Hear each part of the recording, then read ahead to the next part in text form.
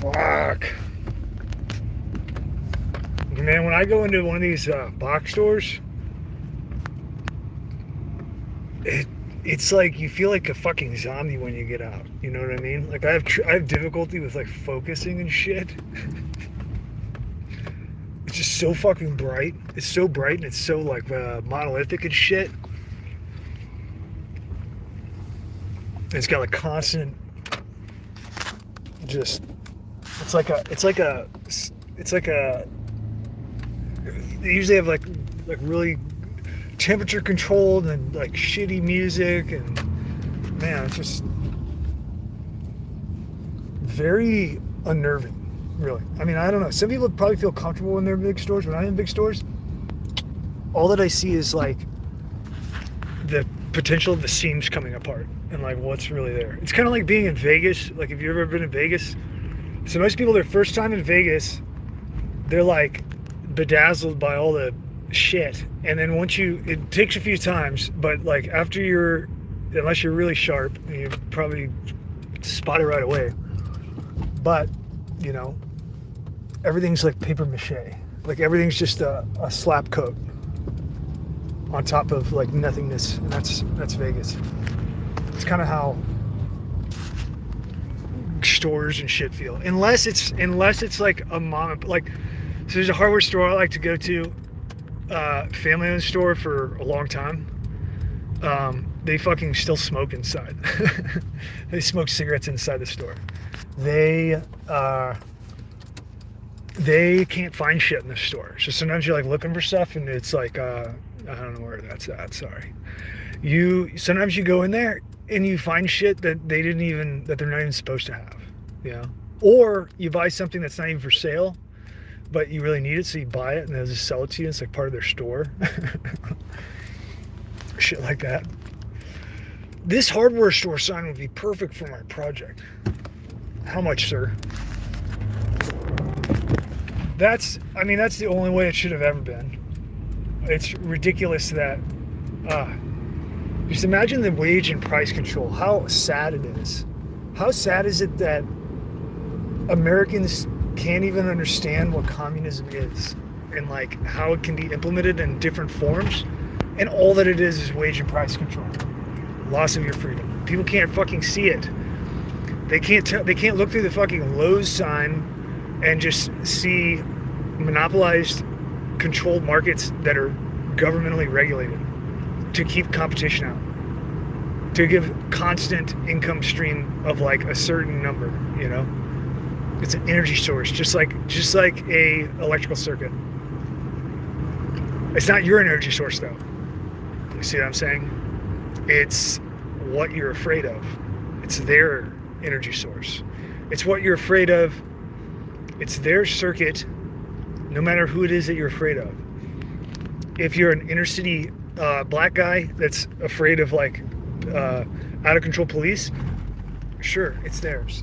If you're a socialist and you're worried about like the fascists, yeah, it's that. It's all the same thing. If you're a libertarian and you're like afraid of I don't know what libertarians are afraid of. They're afraid of freedoms that they've already lost being lost. It's them. It's all the same thing. It's their circuit. They're building it against you. And it's so easy to see. I love going to these big box stores and just getting a cart full of toluene and coming out.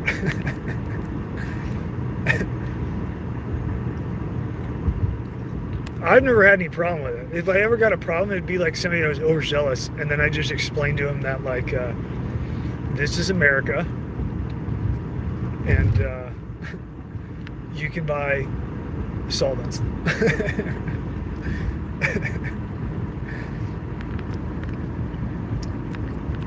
Oh man, you can get like, obviously, if you're not a chemistry guy, like obviously like muriatic acid. You get muriatic acid. You can get, that's hydrochloric acid. You can get there's all kinds of shit. Xylene, toluol. They call the ones, a lot of them, they change the name. They're like, if we change the name to toluene, then nobody will know that it's toluene.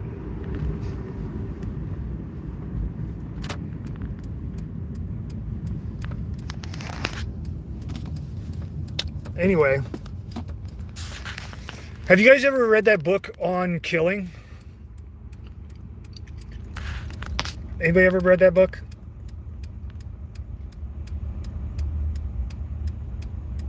Yeah, you can ask whatever you need to ask. BA, you might have to ask it more than once because I'm driving. I can't read. I can only look down if I'm like it's safe. So,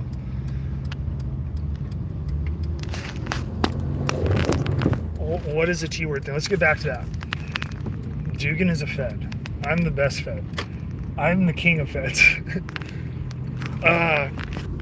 So, here's the thing about mass.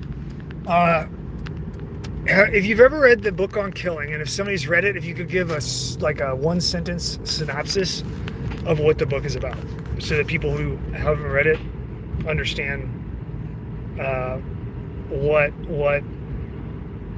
he is trying to communicate in that book. If you wouldn't mind. Oh, wait a second, and then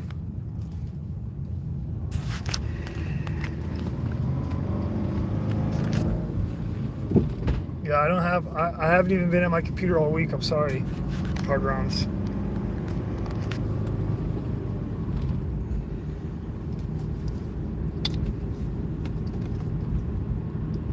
On killing. Yeah. On killing. So on killing discusses the psychology. It's actually really fascinating because it examines the the sociological conditioning necessary and examines the effectiveness of killing, like in a military capacity, mostly.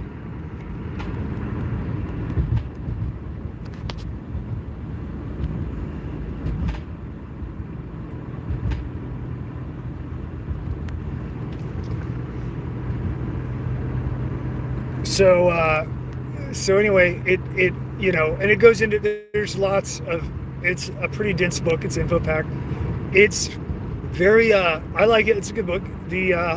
I've never read it like super thoroughly. I've just kind of like looked through some of the main points, read it backwards, but it's discussed like the silhouette target and how the silhouette target is important, because it gets people conditioned to analyze the target psychologically, only related to the fixation of the target,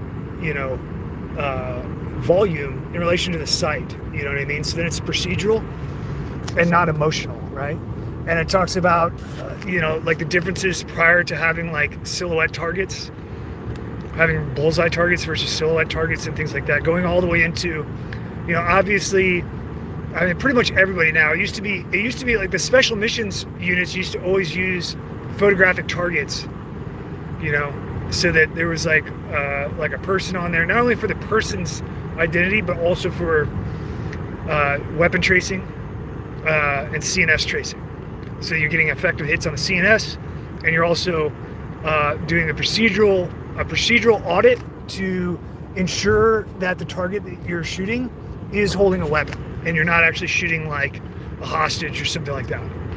By tracing weapons to the hand and then up to the CNS, which conveniently puts you right at the CNS of the person that's holding the weapon, which may or may not be the same as what your brain sees as a face when you just walk in a room and see a bunch of faces and you're like, oh, bad guys, and you're like, shoot, and then you like associate a face because of the the azimuth of the target to your orientation. There's like a weapon underneath, and then you're like assume that the weapon is to that face, and so you shoot that body. Well, the methodology that I'm talking about is like a tracing method. It's very quick once you train with it. It traces the weapon to the CNS. All stuff that I didn't get taught in the Army. I actually learned that through a instructor that I'm not going to say because he probably doesn't want me to say his fucking name. That's fine. Total respect. Total respect, bro. I'm not going to blow you up. But it was really cool learning about that. And it's also revealing of, you know, it's exceptional of the thing that I'm talking about with like what's discussed on killing on targeting of like a human and for killing in like a, you know, military capacity, state capacity, and the psychological variables that go along with that. Mostly in relation to overcoming them. Now, the mask thing, if you didn't notice this, so I don't spend a lot of time in public. So where I'm at, nobody's wearing masks because it's pretty much, you know, there's nobody out here. So nobody's wearing fucking masks. I mean, people are wearing masks. Most of the people that come through, people that live out here are just like sitting here just like, what the fuck is up with these goofballs? They are, you know, they do have people getting sick. And they do have people like dying and stuff, but they've always had that. So they're not really too concerned about it.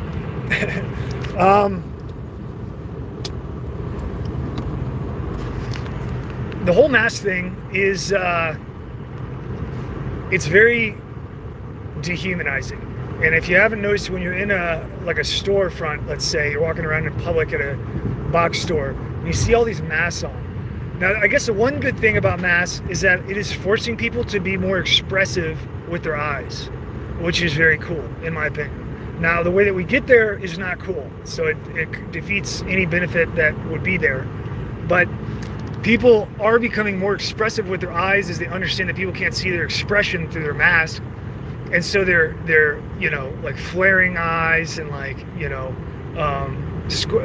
what do you call that, like lifting eyebrows, like in like the sympathetic look and stuff to in their communication, which, you know, is obviously it's a overstimulation of that signal, that physical signal, that is that just comes on naturally when people are computing that other people aren't seeing their face. They just naturally start doing it, and it's probably, you know, in that regard, it's good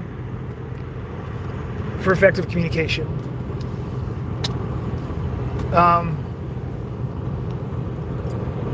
But the masks themselves, if you haven't noticed, are extremely dehumanizing. It's probably about the most effective way to make everybody be a crazy Ivan. To make everybody be a nameless, faceless body that has their human identity that's expressed through the face removed from it.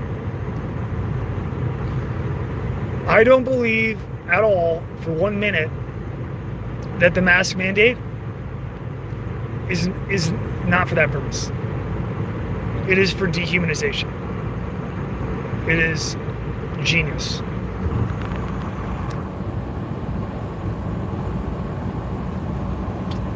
Fucking genius. I mean, I gotta hand it to you.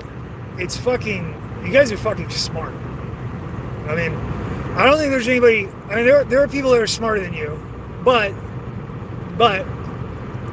the big difference is that most people aren't insane to the degree of like being pathologically insane.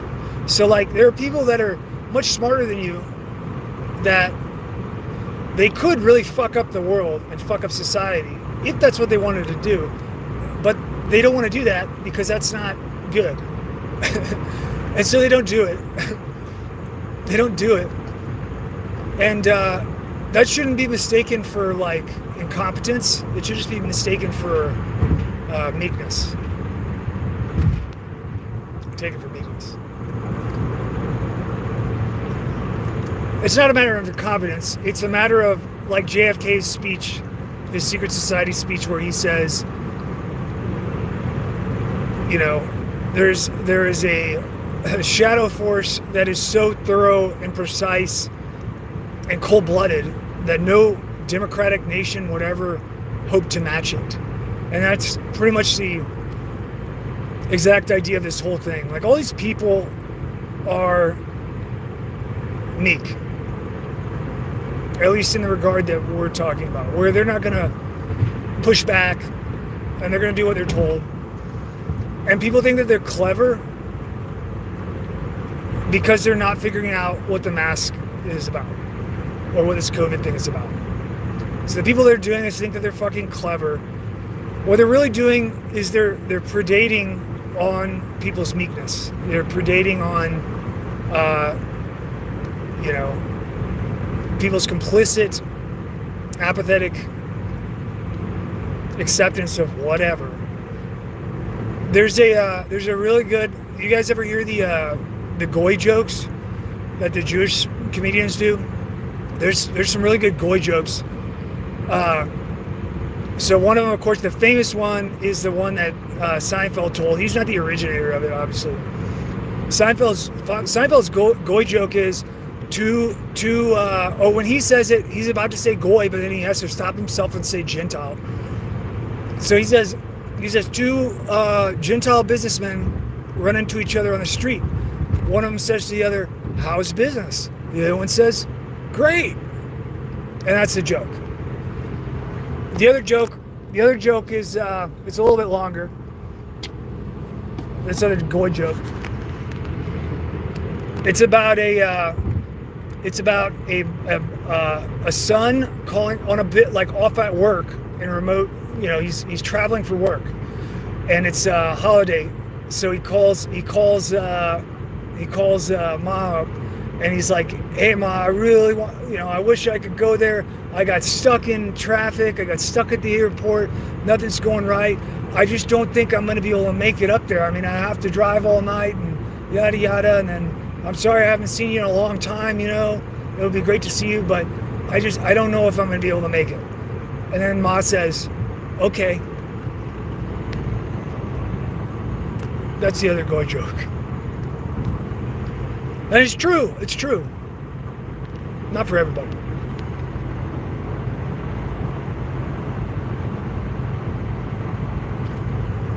You know what I mean? And so because of that apathy, right? Because of that apathy, the reason that the goy are viewed the way they are is because their principles are unsound. Meaning that you can have a constitution, you can have entire swaths of population that have a constitution and will make songs about it and will cite it, when they're proud in like a town hall or something like that. Like, they'll cite the Constitution. They'll type it out on internet forums, but as it gets eroded slowly, they just let it go.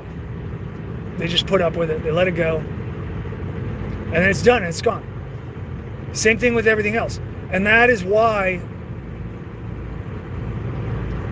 the goy is viewed the way that it is, because it is like mud. It is moldable. It is like the earth. Like a tree that can be pruned. If you don't understand that,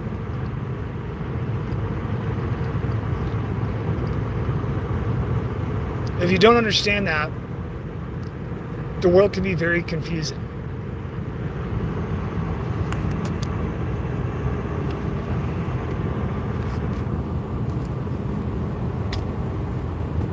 And somebody asked, in the non-Gentile businessman, a joke about that?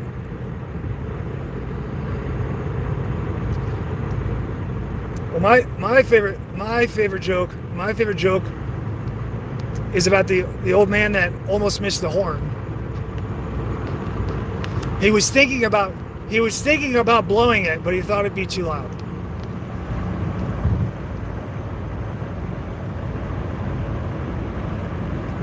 That's kind of esoteric. I like it.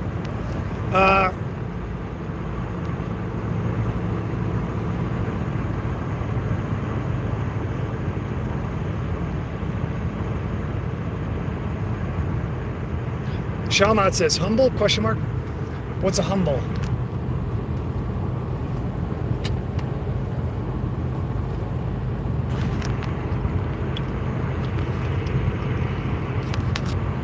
Now,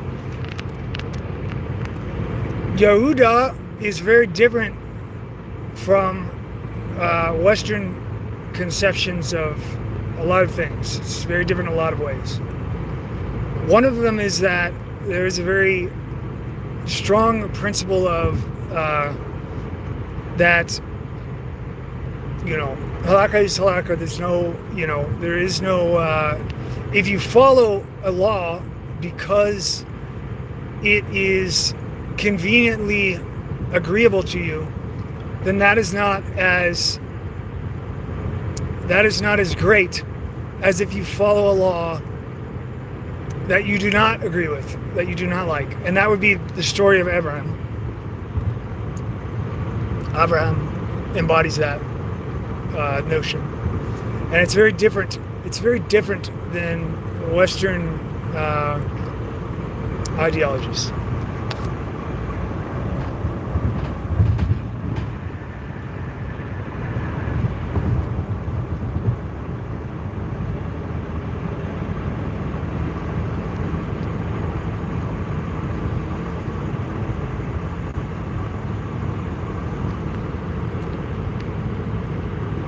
I really don't even pretend to understand what's going on. I mean, I can only do so at the superficial level of my sight. It means nothing, right?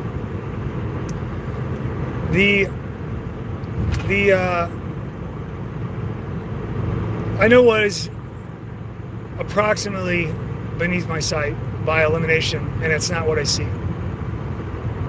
It's what's made. So I know that I know nothing, but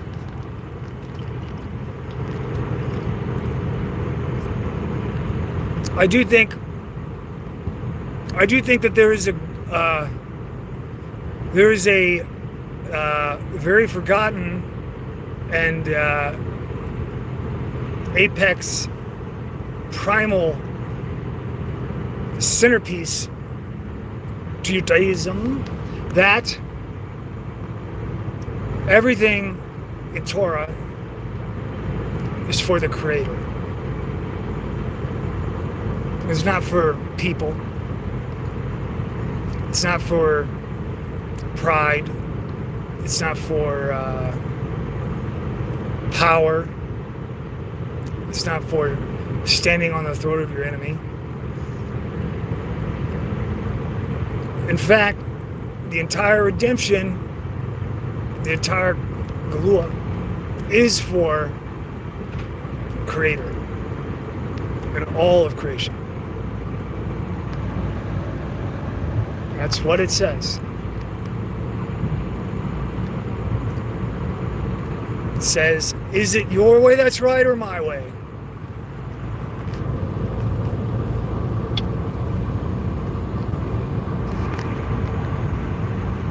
It's all for the Creator.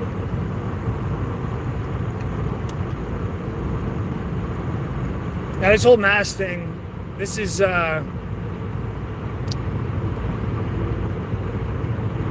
it baffles the imagination to understand how those brave Normandy beach stormers are able to stand there with without a tear in their eye, standing over stickers to tell them where to stand, and being asked to pull their mask up while they're out in public.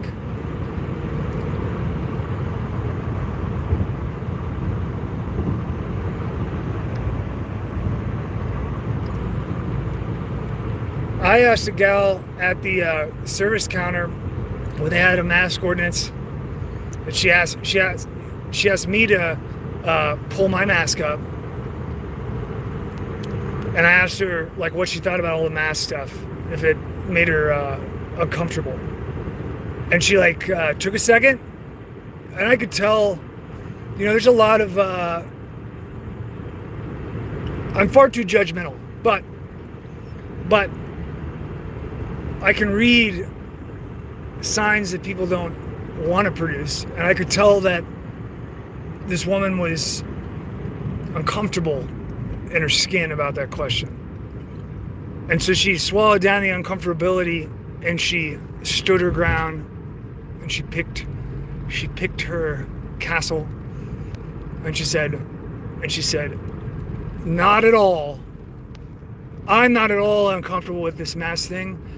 I have an elderly person in my care, and I have to be careful and take care of them and make sure they don't get sick. That's what she said.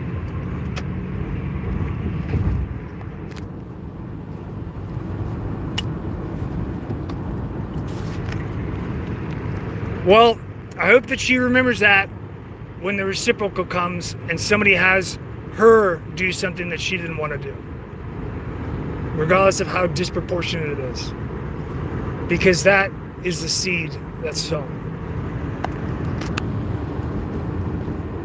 And it's no different.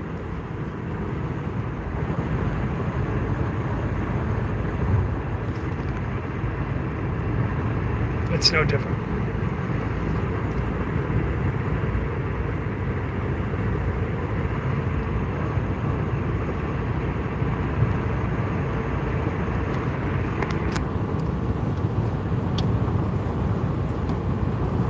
What is the difference between when somebody tells you, pull up your mask for safety, even though you don't put on a mask, put it on, pull it up for safety? What's the difference between that and me holding up a rifle in your window of your car and telling you to get out of your car, it's for safety? I'm gonna look through your car and make sure there's no explosives in there. Get the fuck out. It's for safety. Here, do you like carbon tainted muzzles? Because it's right underneath your fucking nose. Get out of your car. I need to check it for safety. What's the fucking difference? Do you want to get out of your car? Do you want to put on a mask and pull it up? Does it violate your sense of privacy to have somebody stick a muzzle in your face and have to get out of your car? Or does it violate your sense of self-ownership? It probably would. It certainly would me. And it's no different when somebody tells me to put a fucking mask on.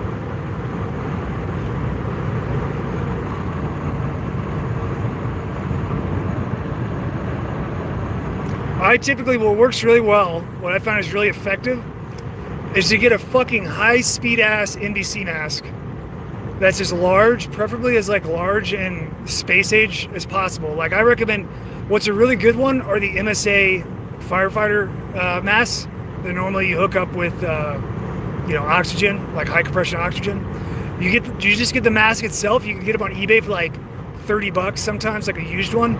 You get that, and you get an NBC adapter that lets you put on 40 mil NATO cartridges, and then you fucking put that on and you walk around the stores if you have to go somewhere. That way you're totally compliant with the rules, and you fucking make everybody around you uncomfortable, but they have to pretend like they're not uncomfortable because it's a fucking more effective mask than what they're wearing.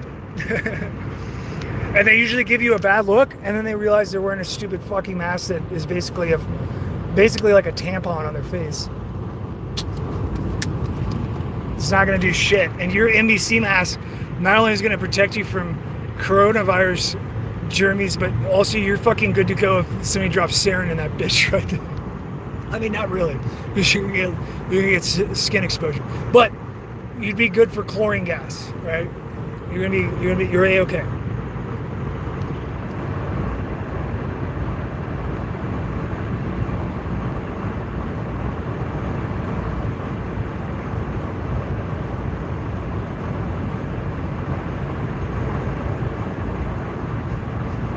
Yeah, I've heard of the yarmulke mask. That's a good protest. I like that one.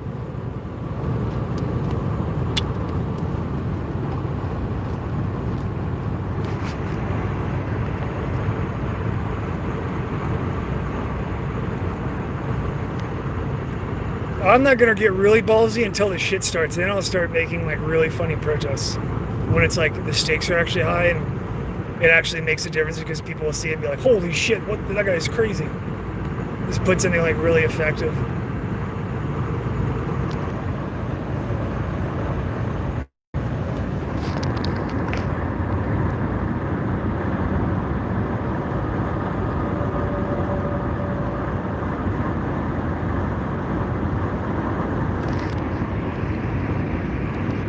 It's just hard to believe.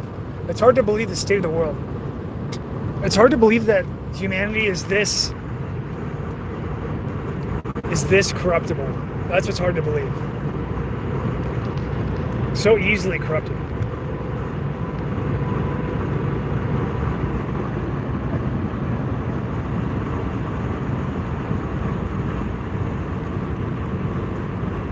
Imagine what all the people in 1914 that were like dropping dead in the street and shit from Spanish flu. Imagine what they would think about this society now. You ever go back and watch like man on the street interviews from like the 60s or the 50s or the 40s and just listen to the way that people speak? Like if you go back to the 1950s, let's say, and then you look at like random street interviews with, you know, just civilians in the street, it's night and day. The difference is, I mean, you might as well think that it's a different race of people or different nation. Like it is entirely different. They have so much self-esteem and are so thoughtful in their like word selection and answers, so careful, and they're so direct and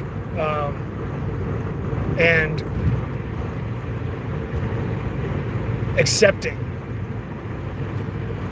Or I shouldn't say accepting, that's the wrong word. They're more respectful. They're so much more respectful. And I don't just mean like saying please, thank you, ma'am. I mean like you could bring up any kind of argument at all and they would just listen to it, you know, and consider it rationally. It's incredible. And then you contrast it with now, and it's just like, these are just, I mean, we're like humanity has become like a spastic, it's like a fucking,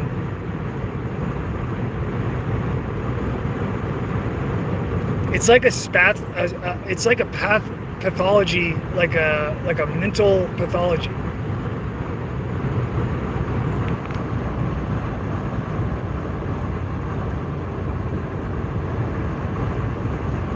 Well, it's like on one hand they're so worried about like from the aspect of surveillance and like social credit and shit like that. They're so worried about what they say being wrong that it paralyzes them. And then they become like hyper driven to amplify, you know, obviously public propaganda narratives, you know, that like they didn't originate with, didn't come from them.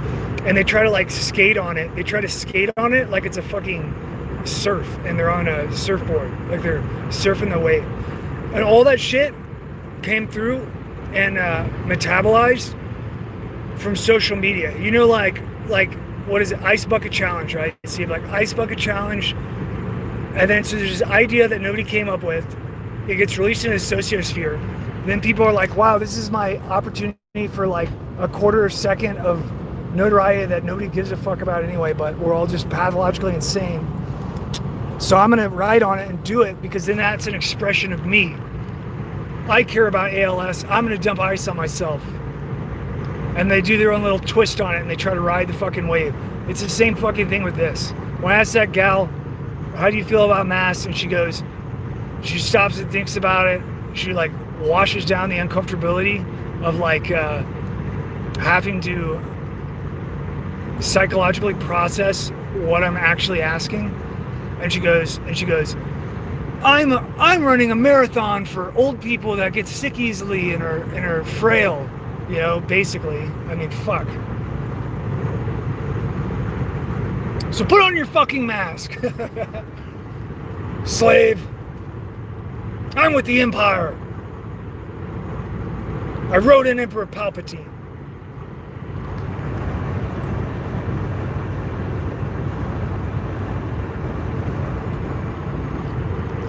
They can't understand that they've had everything taken from them at this point. I mean, not everything. They're going to get a lot more taken from them. But compared to the most valuable things that they didn't have taken from them before, they've had everything taken from them. Dignity has been taken from them.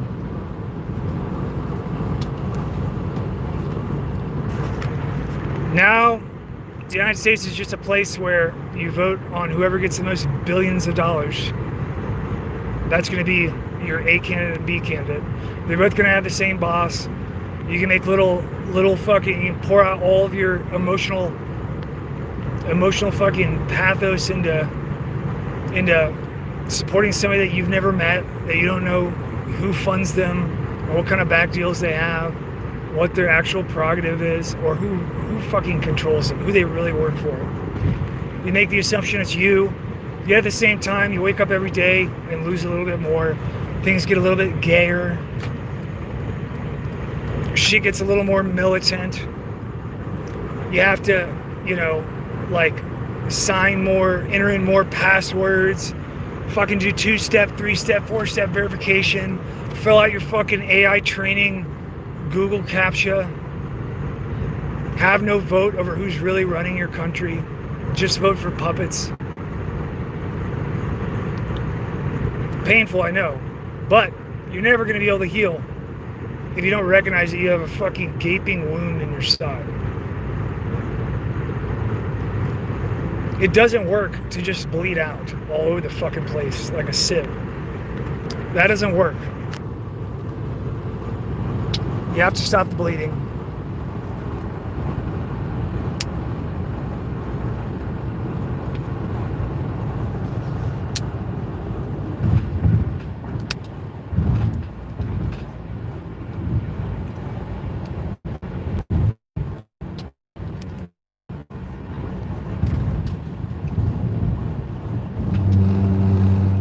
You think they're just going to send everybody that's like a mask enforcer out with a rifle?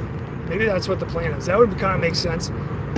They dehumanize everybody by making them wear masks, and then just like make the most confusing fucking kangaroo protocols possible that like are so specific. Like you have to have this many millimeters of nose bridge on your. People are like, I just want to be compliant. I need to read this 3M mask book to see all the different models. And then they're like, wait, there's terrorists everywhere. Kill them all. Here's rifles. Maybe that's it.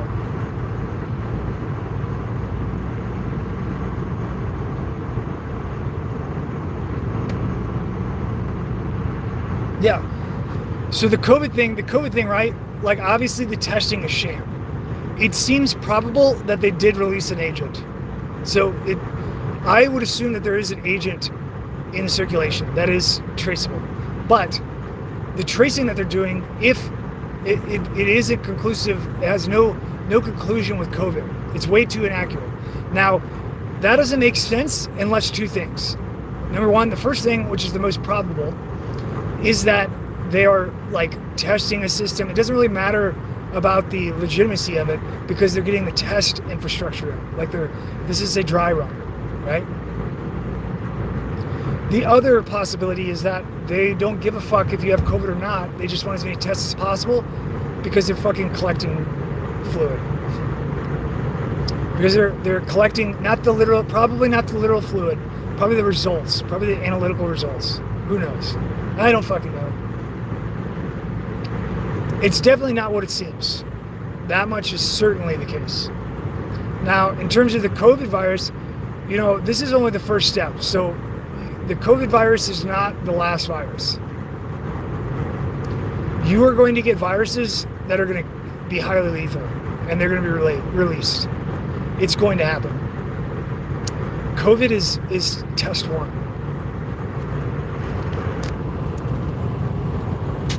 They say that Americans failed the COVID test, and they're right. But they didn't fail it because they didn't follow their protocol. They failed it because they weren't Americans. Their bullshit detectors are broken. They're not able to sniff out anything anymore. They just all get taken advantage of. Well, when you get taken advantage of and taken for a ride, and you start giving up your rights and then demanding other people to give up their rights, that's when you start stepping on other people's toes, and that's where the creator has a problem. And it will be manifested in every individual site as they see fit, right or wrong. And this is the point, right? So the point is that the United States is this massive investment project for a military hammer in a consumer society. A consumer is useful if the hammer, if you have like a fucking automatic hammer and when you try to use it, it turns around and fucking whaps you in the head. That's not very useful. So that's where we're at, is that they're trying to squeeze back into shape, working like it's supposed to work.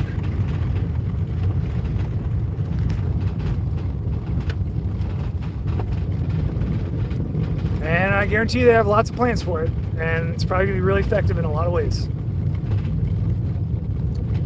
But it's not going to be effective in the long run. But don't let that don't lose. It's a long road, my friend.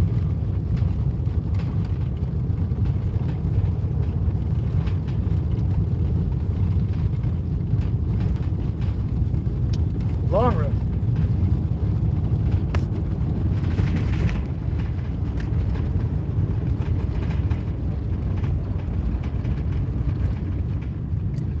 Just imagine what all these people are gonna behave like when they start seeing, if there were, heaven forbid, a virus or a disease that gets released, an agent that is released, a biological agent that ends up killing people, is so lethal that people die, and the state apparatus gets overwhelmed with the ability to process the dead so that you like have publicly viewable dead people like in the street.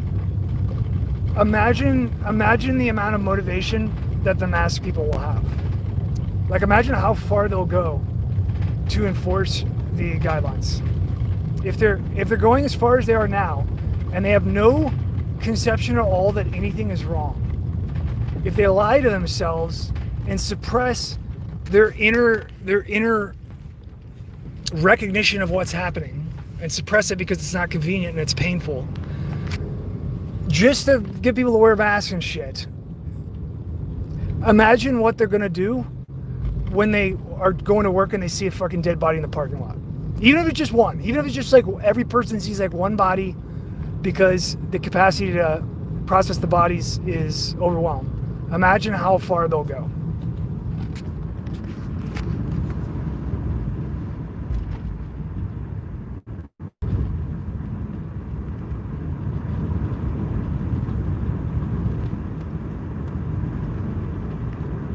Can you imagine?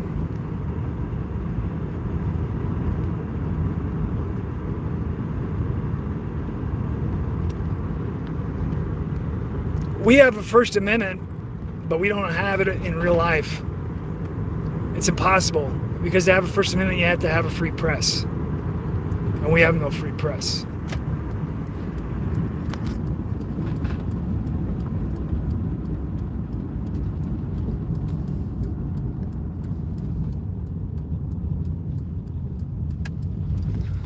That is the reason why somebody says the children will turn on their parents. Yes, and that is the reason why you should seriously reconsider. If you understand all this stuff that I'm saying and you're not like blinded by lies, you should fucking understand and have a rough conception of how far this thing goes. Like the train's already out of station. We bought the ticket, we're taking the ride. You should take a bit to think about how far this goes. You would have to be insane to put your kid in a public school. Your child would do much better to live out their days in relative peace and safety of your care in privacy, rather than sending them to a school. I mean, these schools are just socialization camps. There's no difference. It just enforces the mainstream narrative. Whatever it is, whatever propaganda piece comes out, it doesn't matter what it is. It changes every year, every month, every second, every day. And they keep up with it. You'd have to be insane to send your kid to fucking public school.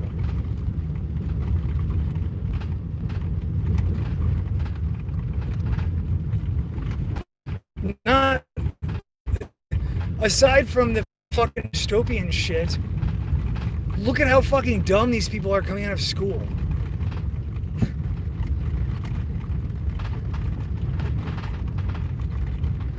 If you want to be a slave and be in a controlled economy with wage and price control, where you follow regulatory control to get licensed, and if you misbehave, regardless of what that is, whether it's something's lawful or permissible for you one day and then impermissible for you the next day, if you rely on that system to keep you afloat, to keep you employed, then you are going to go in whatever direction that river takes you, no matter where it goes, because you're not going to get off on your own 2 feet on the shore.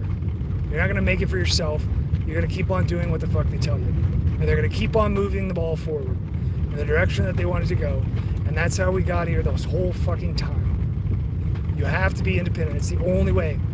You can't fight everybody. You have to wake everybody up. It's the only way. You have to wake the American people up.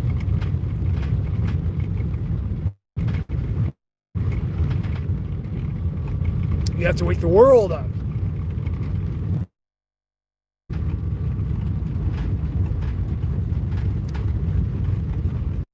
Now the beauty of this evil design is that if you don't wake everyone up, then you have to fight them.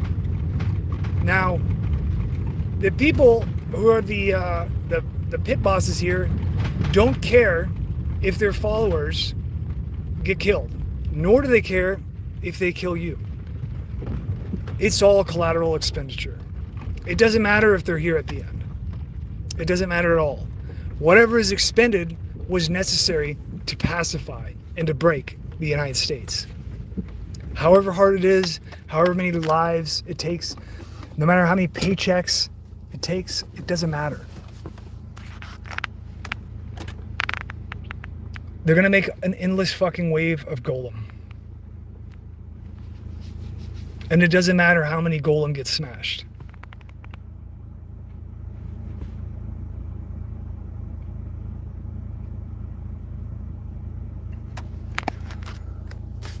These are things that people should be thinking about and talking about. Why is no one talking about it? Is there anybody else talking about this shit? I don't even know, because I'm not on the fucking internet.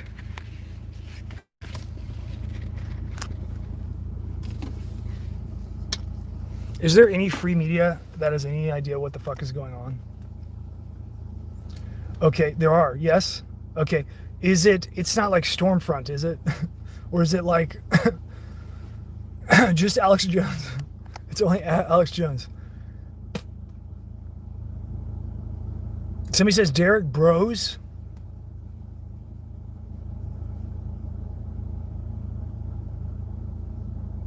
Yeah, Corbett. Corbett's he's a little bit soft on his analysis though.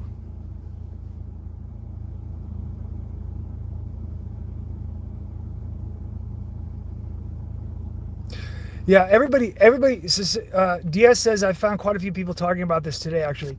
You want to know the truth? The truth is, every fucking American that isn't in on this is talking about it in their own fucking head. And then they're lying to themselves if they say otherwise. Every fucking American. That should give you an idea of how dangerous this situation is. If everybody has that in the back of their mind and they still walk away, that's not right.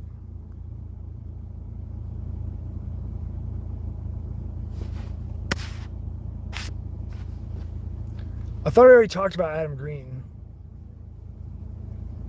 Lots of people trying. That's good.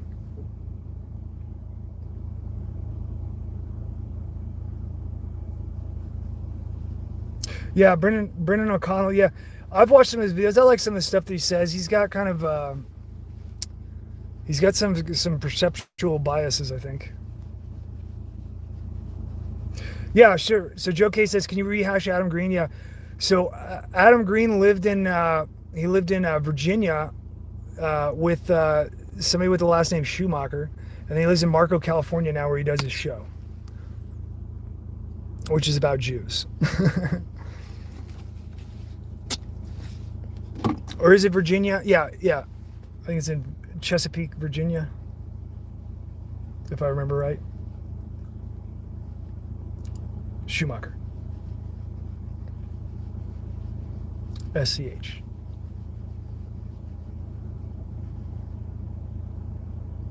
And he's in California. Anybody that's in California, you should right away. I mean, if somebody's broadcasting from California, it's like, I mean, unless they're just like in a fucking alley with an M60 like behind enemy lines, like fucking holding it down for a matter of hours before they get wiped out. They're, you know, if somebody's like actually getting funded and shit, or pirate radio or something like that. I mean, I'm just exaggerating, obviously, with the M60 analogy, but I'm just saying, like, unless it's like pirate radio or somebody that's, or I mean, I guess there could be authentic people that just don't get it, that haven't figured it out yet. All right, hey, I gotta go. I'm gonna get a dead battery. I love you guys. Have a good night.